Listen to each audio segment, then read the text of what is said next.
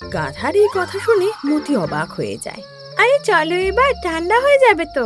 তো মতি কৃষ্টির সাথে সেখান থেকে রওনা হয়। কৃষ্টি, বেশি দূরে নয় তো? আরে না না, পাশেই আছে, ওই তো ওই ঘরটার ভেতরে। সামনে ওরা একটা ঝুপড়ি দেখতে পায়। আচ্ছা, ওর ভেতরে রাখা আছে। দুজনে তাড়াতাড়ি পা চালিয়ে ওই দিকে এগিয়ে যেতে লাগে।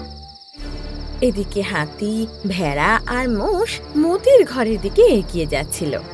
এবার আমরা ওর বাড়িতে যাব, ওর বাড়িতে গিয়ে সবকিছু তছনছ করে দেব। তারপর সব জিনিস খারাপ যখন হবে, আমাদের বন্ধু ডঙ্কির প্রতিশোধটা পূরণ হয়ে যাবে। এরা কোথায় যে রয়ে গেল? এতক্ষণে তো এসে যাওয়া উচিত ছিল। ওদিকে মতি সেই ঘরের সামনে পৌঁছে যায়, কিন্তু পৌঁছতেই কৃষ্টি থেমে যায়। মতি, আগে তুমি গিয়ে দেখো। আমি কেন ভিতরে যাব? তুমিও আমার সাথে চলো। না, আমার ভয় করছে। যদি ঘরের মালিক জেগে থাকে তাহলে আমার বিপদ হবে। তুমি আগে যাও আর দেখো চিকেনের কাছে কেউ আছে কিনা। আর যদি দেখো কেউ নেই, তারপর আমাকে ডাক দিও, আমি এসে যাব।